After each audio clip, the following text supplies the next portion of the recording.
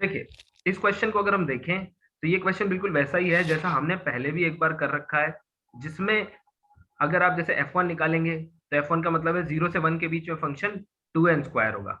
f2 निकालेंगे, इसका मतलब है 0 से 1/4 के बीच में फंक्शन ये होगा, 1/4 से 1/2 के बीच में ये लेगा, और 1/2 से 1 के बीच में, है ना, यानी इंटरवल समझिएगा।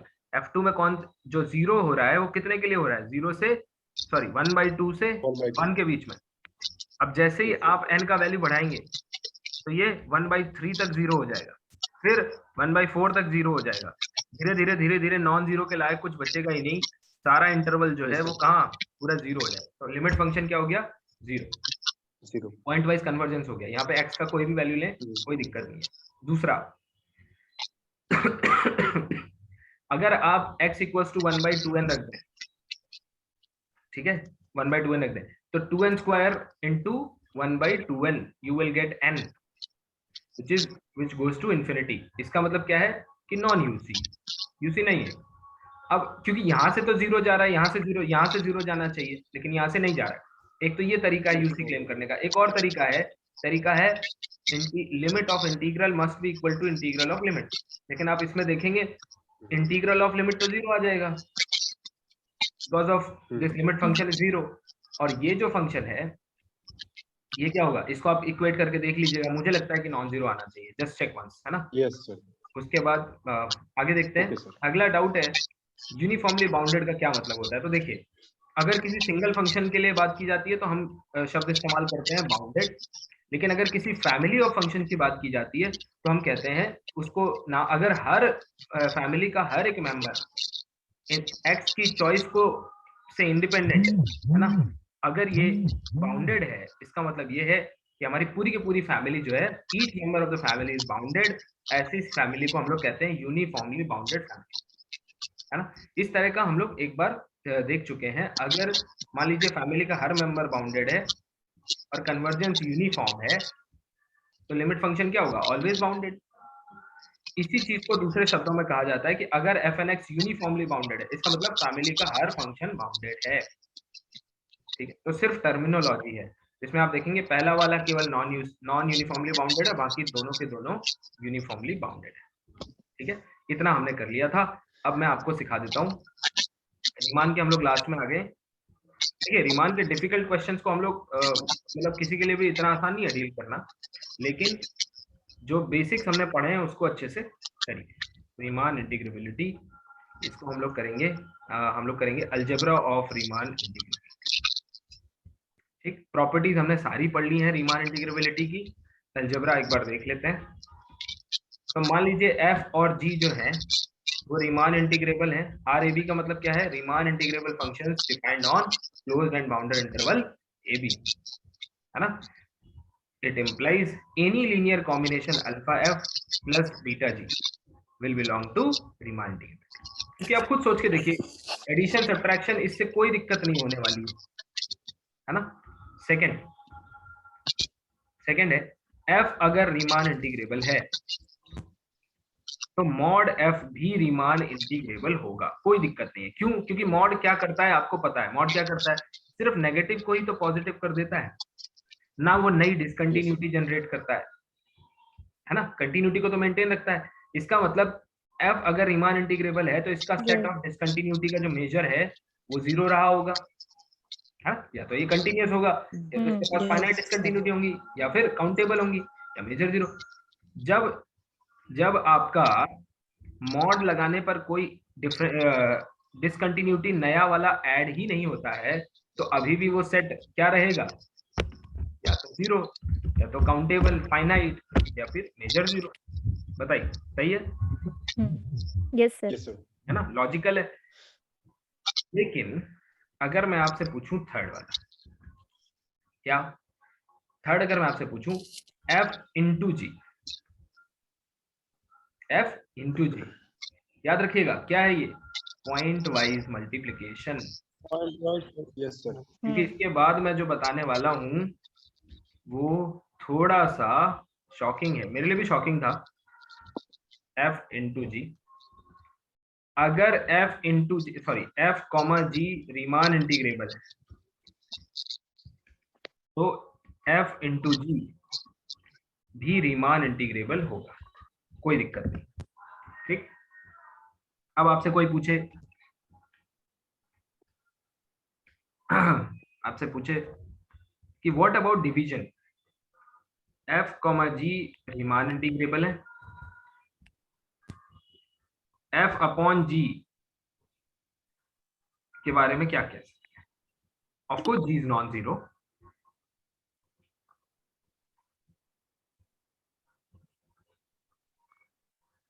बताइए।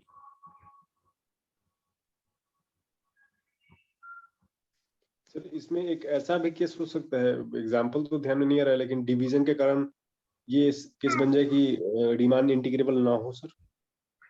बिल्कुल, आंसर है डिवीजन। Not in general.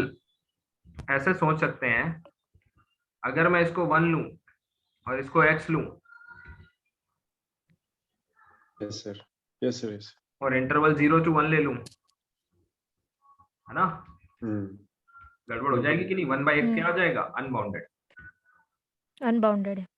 ठीक, नॉट इन जनरल। तो कब होगा, कब क्लेम कर सकते हो? सो स्टार लगा लीजिए। सर वो बाउंडेड होगा तब कर सकते हैं। Exactly exactly.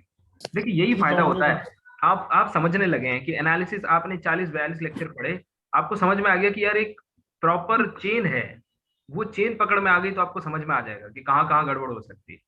ठीक है, only when f by g is bounded. अगर आप बाउंडेड बनाने में कामयाब हो गए इसको, है ना, if you are lucky enough and your f by g comes out to be bounded, then that is very good, है ना। चलिए आगे बढ़ते हैं। अब देखिए, मेरे लिए सबसे शॉकिंग रिजल्ट था, अच्छा एक और कर लेते हैं, है ना, ये भी आपने किया हुआ है क्या? अगर मैं आपसे बोलूं एफ जो है, मॉड एफ जो है वो रीमान इंटीग्रेबल है, तो क्या एफ रीमान इंटीग्रेबल होगा? No sir. No, answer no. Example? Sir अपन रैशनल पे 1 ले ले और इरेशनल पे -1 ले ले। एग्जैक्टली, है ना। और मुझे लगता है कि most of you might already knowing कि भाई यही एग्जाम्पल लेने वाले हैं। क्यों? पिछले कॉन्सेप्ट में भी हमने यही लिया था। Yes sir. ये एक ऐसा, मैंने आपसे पहले भी कहा है रियल एनालिसिस 10 एग्जाम्पल, 10 के बाद 11वां इस्तेमाल करने की आपको जरूरत नहीं। अब देखिए अगला मैं आपको बता रहा था, okay, F and G if they are Riemann integrable, then what about maximum of F and G, आपको बताना है, and minimum of F and G. बताइए।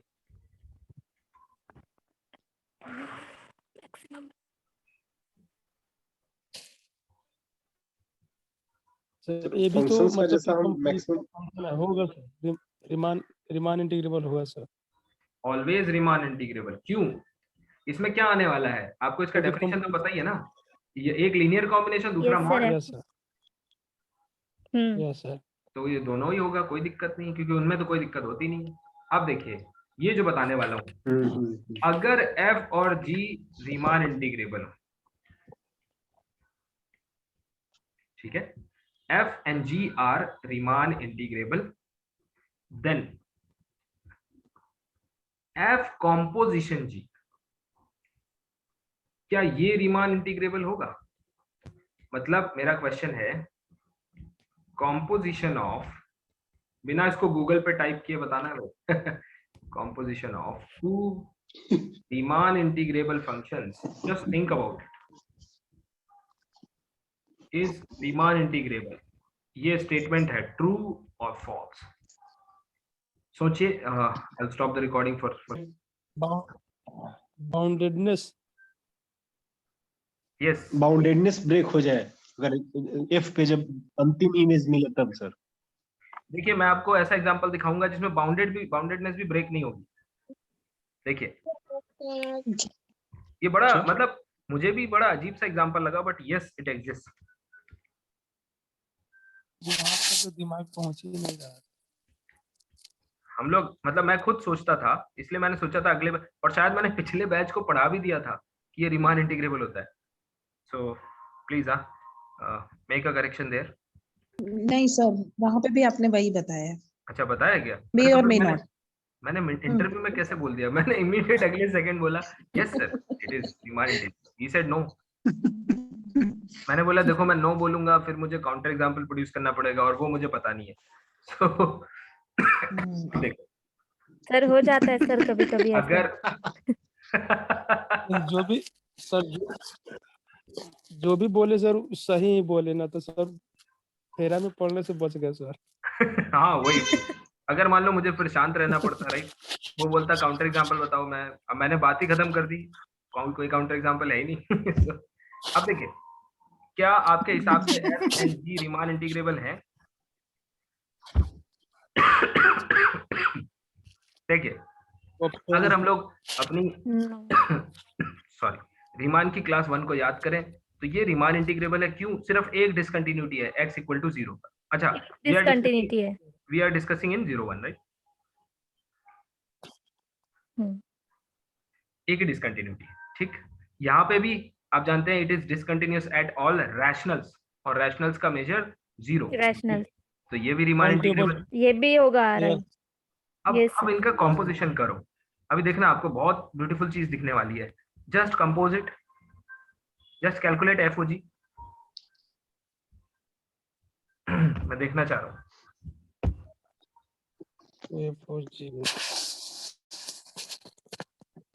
Always sit with one piece of paper.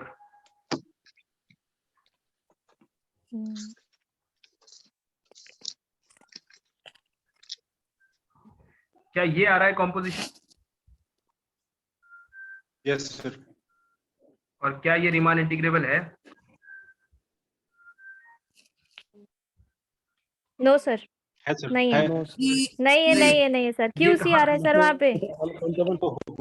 वो अनकाउंटेबल नंबर ऑफ डिसकंटिन्यूटी आ गए sir वहाँ। Exactly तो यहाँ पे हम रीजन भी लिख लेंगे, अनकाउंटेबल नंबर ऑफ डिसकंटिन्यूटी। क्यों? क्योंकि पूरे देखिए 0 1 ना, इंटरसेक्शन 0 1, पूरे 0 1 में सिर्फ डिसकंटिन्यूटी है और कुछ नहीं है। तो अगर मैं उससे आपसे इसका सेट ऑफ डिसकंटिन्यूटी पूछूं तो वो क्या आएगा? That is whole 0 1 and this is uncountable, hence not Riemann integrable. तो ये कॉम्पोजिशन का एक बहुत अच्छा एग्जांपल है। You can think of some other examples also but yes this was very relevant and we can easily तो याद करने वाला क्वेश्चन। नहीं याद नहीं कर, एक दो बार आप घर पे बैठ के सोचेंगे, you can make some other examples also, है ना? सर पीछे वाले स्लाइड्स पे एक बार आएंगे तो जरूर बताएं।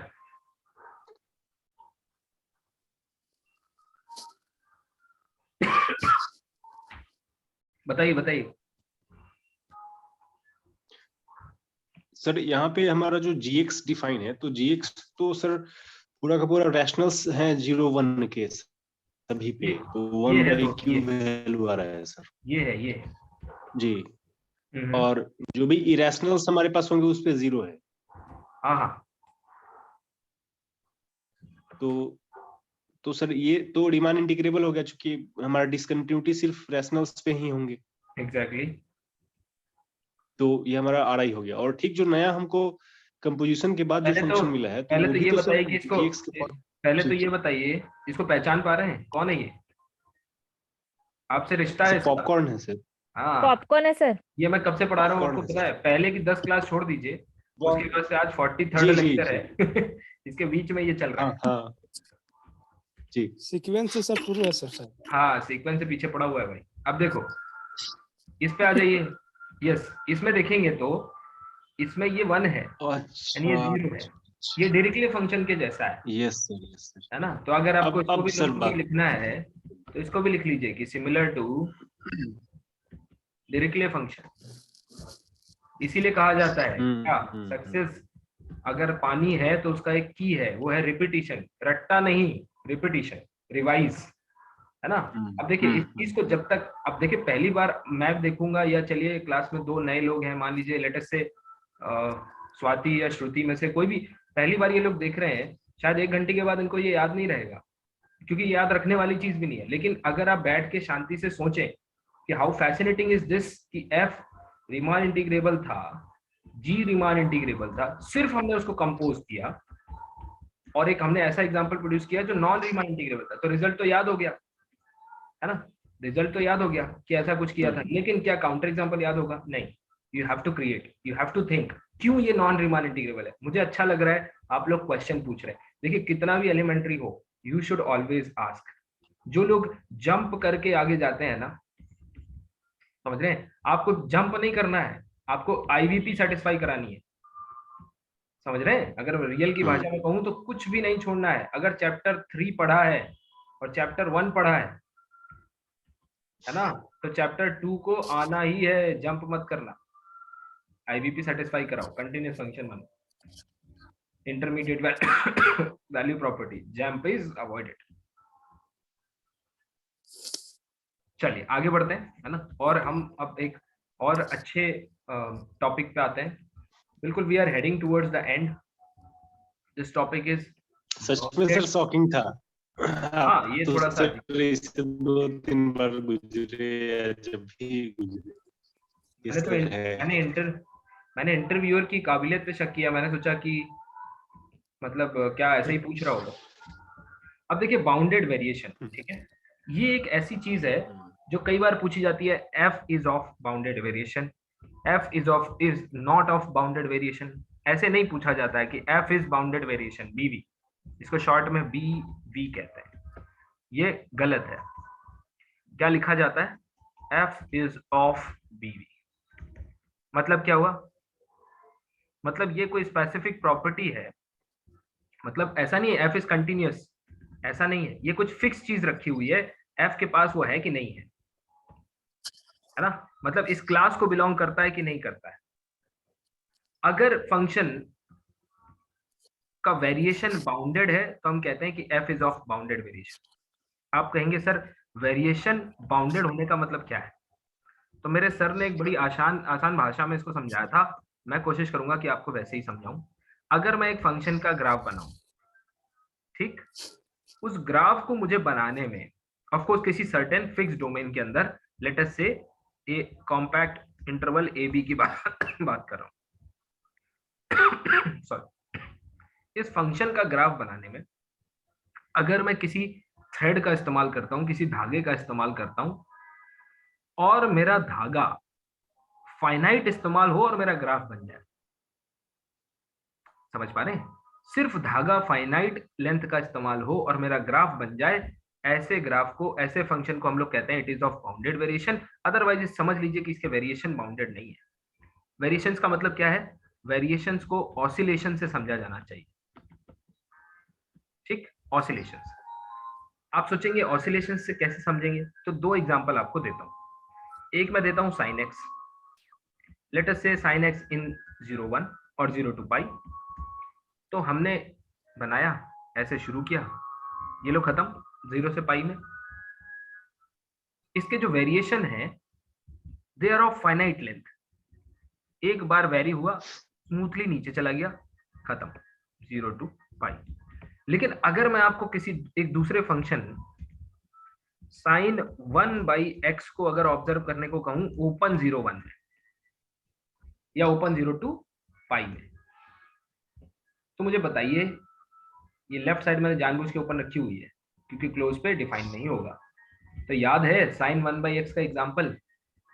सर वो 0 के पास जाता है ना सर, और ये ऐसा ऐसा ऐसा ऐसा, यस सर, ठीक है। इसको अगर आप क्लोज तरीके से देखें तो ये ऑसिलेशंस जो होते हैं इस ग्राफ के, है ना, ये जो ऑसिलेशंस आपको दिख रहे हैं ये कंट्रोल नहीं किए जा सकते, you can not control these oscillations. आपका पूरा धागा खत्म हो जाएगा लेकिन आपका ग्राफ नहीं। सर यस सर, पूरा धागा खत्म हो जाएगा सर। एग्जैक्टली। सोचिए उन्होंने कैसे समझाया होगा कि मुझे आज तक याद है ना, आज तक मुझे याद है कि 2017 में 16 में उन्होंने समझाया था, 5 साल पहले 6 साल पहले। तो अब देखिए इतनी आसान भाषा की बात है कि अगर मान लीजिए इस तरह के ऑसिलेशंस होंगे, इसका मतलब दे आर अनकंट्रोलेबल ऑसिलेशंस। अगर किसी फंक्शंस के पास अनकंट्रोलेबल ऑसिलेशंस है, बहुत सारे अनकंट्रोलेबल ऑसिलेशन कहूं या फिर वेरिएशंस कहूं, इसका मतलब उसके वेरिएशंस बाउंडेड नहीं है। तो अगर वेरिएशन बाउंडेड नहीं है, it implies it is not of bounded variation, BV, not BV, not बीवी, नॉट ऑफ बीवी, है ना। अब देखिए जबकि मैथमेटिशियन, उसके एम्पलीट्यूड इस ऑसिलेशन का बिल्कुल बिल्कुल बिल्कुल एम्पलीट्यूड का ही काम है इसमें, है ना। अब आते हैं हम इसकी मैथमेटिकल डेफिनेशन पे। अगर मैं आपसे वो फाइनाइट ही रहेगा। हाँ वो फाइनाइट रहेगा बिल्कुल। अब मैं आपसे पूछूं कि भाई इसको मैथमेटिकली कैसे डिफाइन करो, हाउ विल यू से मैथमेटिकली ऑल दीज थिंग्स, कैसे कैसे कहोगे? तो आप कहेंगे सर एक काम करता हूं, मैं काम करूंगा, मैं क्या करूंगा, मैं इस इंटरवल को छोटे छोटे हिस्सों में बांट दूंगा, यानी कि अभी अभी जो पढ़ा क्या पार्टीशन कर दूंगा, फिर हर पार्टीशन में फंक्शन का मैक्सिमम और फंक्शन का मिनिमम एस्टिमेट करूंगा, फंक्शन का मिनिमम फंक्शन का मैक्सिमम एस्टिमेट करूंगा। अगर मैं उसको कंट्रोल कर पाया, अगर वो कोई फाइनाइट वैल्यू आ गई तो समझ लो it is of bounded variation, otherwise not. तो यहां देखोगे, अगर मान लीजिए ये इतने आपने सब इंटरवल्स बनाए, ठीक, अभी देखना क्लियर, आपको ग्राफ से दिखा देता हूं, मैथ्स तो बहुत दूर की बात है, पहले ग्राफ देखें। ये देखो इस इंटरवल में फंक्शन का डिफरेंस आया, ये अगले इस सब इंटरवल में ये सबसे पहले पॉइंट पे वैल्यू, ये आखिरी पॉइंट पे डिफरेंस आया, ये इसमें इतना ऐड किया, क्या बन गया ये, फिर डिफरेंस आया, ये थोड़ा सा और ऐड किया, ये बन गया, फिर ऐसे करके थोड़ा और, फिर ये मतलब थोड़ी थोड़ी क्वांटिटी हर एक से हमें थोड़ी थोड़ी मिलती रहेगी, यानी कि ऐड ऑन होके लेटर से ये ऐड ऑन होके इतना बन गया, लेकिन होगा तो फाइनाइट। क्लियरली आप देख पा रहे हैं कि फाइनाइट होगा। लेकिन अगर मैं यहां आपको इन्वेस्टिगेट करने को बोलूं, देखना सिर्फ इसको जूम इन करो, जब आपको ये पता है कि फंक्शन के किसी एक पॉइंट पे, यहां पे फंक्शन कहां होगा, यहां कहीं, और अगले जस्ट नेक्स्ट पॉइंट पे फंक्शन कहां गिर गया, कहीं नीचे, इधर शार्प ऑसिलेशन है ना, ऐसे करके अगले ही पॉइंट पे फंक्शन ऐसे चला आ रहा है बिल्कुल नीचे, फिर ऐसे, फिर ऐसे, इसका मतलब हर छोटे से छोटे इंटरवल में उसका जो फंक्शनल वैल्यू का डिफरेंस है वो बहुत बड़ा आएगा।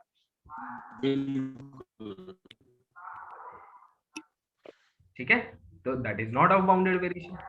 चलिए आगे बढ़ते हैं और इसको मैथमेटिकली डिफाइन करते हैं।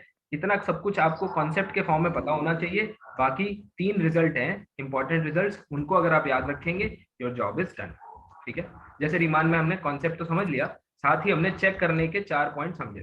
ठीक है, तो जितने भी नए लोग हैं अगर वो देखना चाहते हैं तो रीमान इंटीग्रेबिलिटी पे लेक्चर नंबर 40 होगा, उसको आप देख लीजिएगा, उससे आपको 3-4 टेस्ट मिल जाएंगे कैसे चेक कर। चलिए सबसे पहले हम लोग क्या करेंगे, बेसिक कंडीशन, बेसिक शर्त क्या है, फंक्शन बाउंडेड होना चाहिए। क्यों? मान लीजिए फंक्शन बाउंडेड ही नहीं है, तब तो पक्का, अगर फंक्शन अनबाउंडेड है तब तो पक्का बाउंडेड वेरिएशन नहीं होंगे। समझ पा रहे हैं? अगर फंक्शन ही अनबाउंडेड है, मान लीजिए function must be bounded on closed AB to define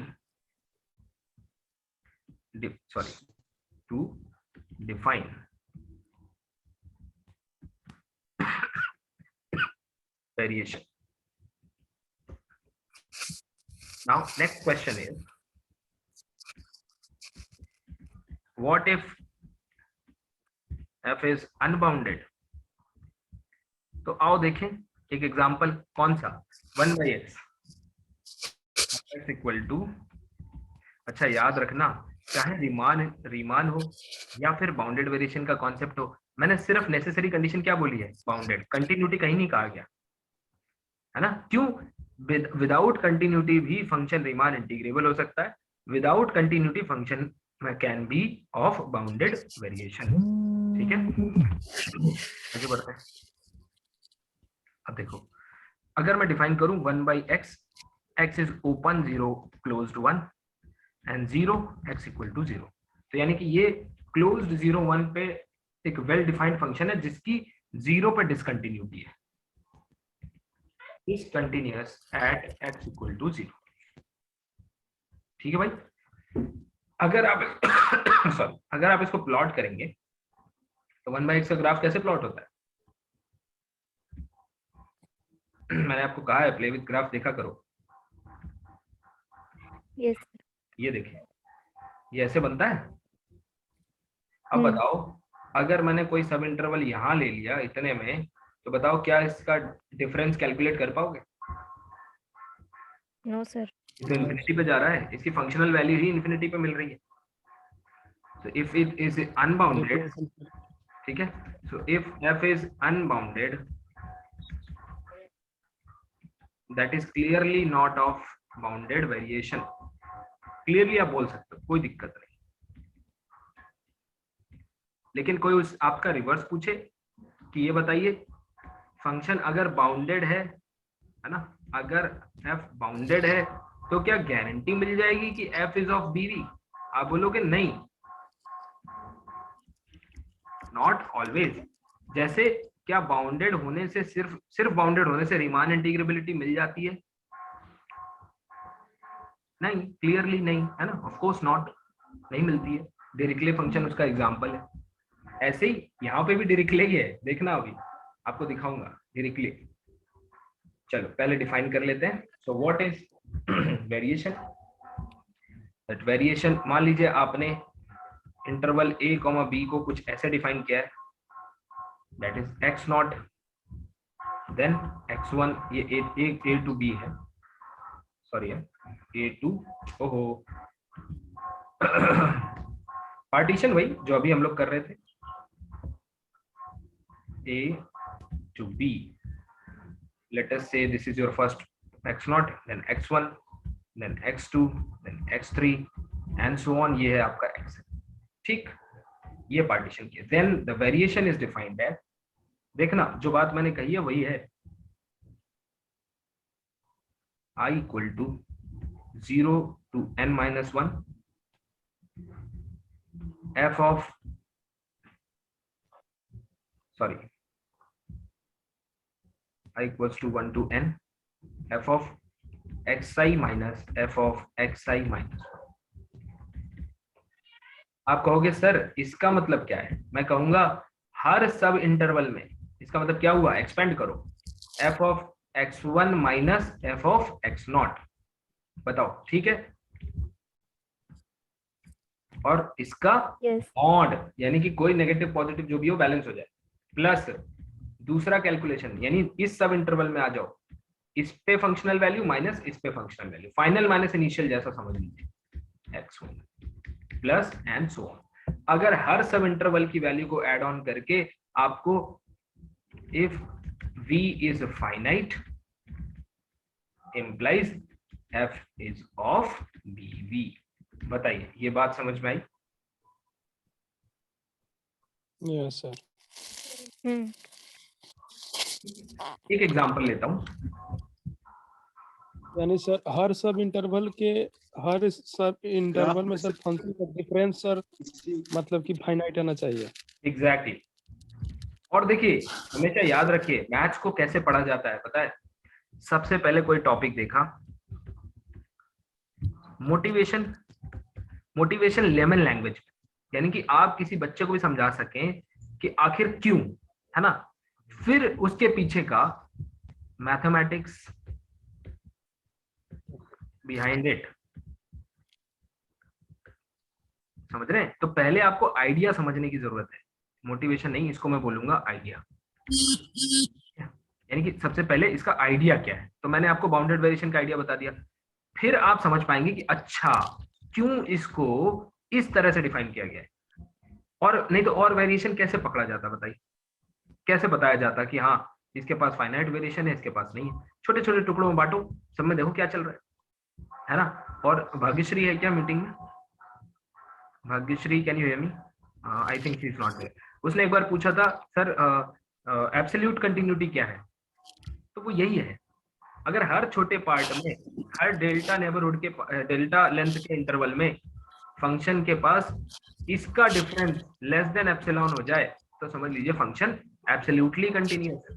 इसको भी लिखवा दूंगा, क्या पता आजकल पेपर में आ जाता है। चलिए इसको चेक करते हैं। चेक करो f is of BB or not. आइए चेक करते हैं. इंटरवल लेंथ क्या है? 0 1. ठीक, 0 1. Variation summation I equal to 1 to n. Function final अगर 0 आप क्लियरली देख पाएंगे. कोई भी सब इंटरवल उठाओ, मान लो 0 से 1/n का जो पार्टीशन होता है वो बड़ा बेस्ट होता है. तो क्या करो 1/n, फिर 1/n से 2/n, फिर 3/n एंड सो ऑन. तो आप देख पाओगे कि f at 1/n सॉरी हाँ minus f at 0 plus f at 2/n minus f at 1/n plus f at final minus initial 3/n minus f of 2/n 2/n. बताइए ठीक है. अब देखो ध्यान से देखना, क्योंकि हर वैल्यू क्या है? कांस्टेंट c, इसकी वैल्यू c माइनस c 0. हर बॉक्स से आपको क्या मिलने वाला है? 0 which is a finite number, hence of course f is of bounded variation. So every continuous function is of bounded variation. जैसे हमने प्रूव किया था every continuous function is Riemann integrable. ठीक है, समझ में आया? सर यस बोलिए. सर यहाँ पे जो अपन जो पार्टीशन करेंगे वो सिर्फ n तक ही कर सकते हैं. मतलब जैसे अभी अपन रिमान में पढ़ रहे थे, अपन वहाँ पे कितना भी फाइनर इन पार्टीशन कर पा रहे थे ना वहाँ पे. अच्छा, आप n लिमिटिंग केस लेना जो- चाह रहे हैं? n approaches to infinity. Sir partition पे थोड़ा सा, जैसे अपन पार्टीशन किसी फंक्शन का वहां पर कर रहे थे रिमान में, देखिए तो अपन आप ये कह रहे हैं कि sir n approaches to infinity क्यों नहीं कर रहे हैं? यही तो पूछ रहे हैं रिफाइन करके. यही पूछ रहे हैं क्या? ये सर वो इनफाइनाइट क्यों नहीं ले पा रहे अपन? n में क्यों स्टॉप कर दे रहे हैं? i equal to 1 to n जो समेशन अपन ले. मैं आपसे एक चीज पूछता हूँ कि वहां पर हम लोग n approaches to infinity क्यों ले रहे हैं? अगर ये हमें समझ में आ जाएगा तो हमें समझ में आ जाएगा do we really need here और नॉट. क्यों ले रहे थे ये वहां पर रीमान में? देखिए सर एग्जैक्ट अपन को वो वैल्यू निकालनी थी. नहीं, हम इसलिए ले रहे थे क्योंकि हमें ये दिख गया कि जैसे ही हमने पार्टीशन रिफाइन किए हमें एरिया जो है वो इम्प्रूव्ड मिला. तो ऐसा लगा कि अगर हम लोग if we keep on refining our partition we will get better and better area, better result. so in order to get the best possible area we made it to infinity. ठीक है, लेकिन यहाँ पर क्या हमें इस तरह की कोई चीज, मतलब क्या कोई भी इस तरह की चीज जरूरत है हमको? सिर्फ हम उसका वेरिएशन बाउंडेड है कि नहीं वो देख रहे हैं. हाँ, तो हम मतलब अगर आप कह रहे हैं कि n टेंड्स टू इन्फिनिटी, मतलब आप एक इतने इंटरवल के वेरिएशन से खुश नहीं है, आप इसको और फाइनर लेवल पे देखना चाहते हैं. यही तो चाह रहे हैं बस. यही तो है कि नहीं? तो बताइए अगर फंक्शन कुछ इस तरह का है जो इतने बड़े इंटरवल में फाइनाइट हो रहा है, इसका मतलब वो छोटे वाले में भी फाइनाइट ही रहा होगा ना. Yes sir. तो इसलिए हमें इसकी जरूरत नहीं है, क्योंकि अगर लॉजिकली देखेंगे तो ये चीज की आवश्यकता ही नहीं है. जब हमने बड़े लेवल पे चेक कर लिया है. लेकिन कोई पूछे कर सकते हो तो yes of course you can do it. ठीक है, अगला क्वेश्चन, अगला, और ये this is the last question of the day. Function जो है, और ये मैं आप लोगों से कैलकुलेट करवाऊंगा. 1 if x belongs to q minus 1 x belongs to q complement. Clearly f is bounded, but yes sir, yes, but check if f is of BB. Definition लगा के चेक करिए क्या फंक्शन बाउंडेड वेरिएशन रखता है. अच्छा, इन 0 1 ना,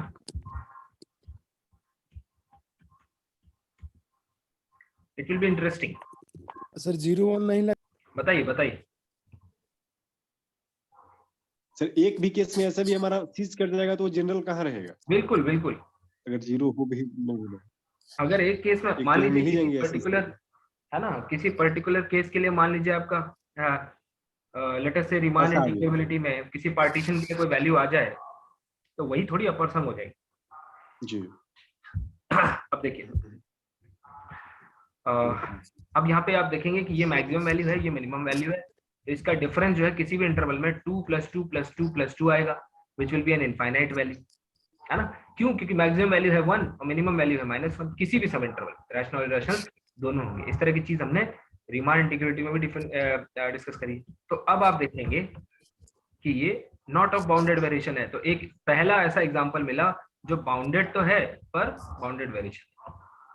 तो एक रिमार्क हम लोग लिख के खत्म कर देते हैं, रिमार्क खत्म कर देते हैं क्या कि f is of bounded variation implies f is bounded। इसका मतलब है कि फंक्शन बाउंडेड है, but f is bounded need not imply that f is of yes sir.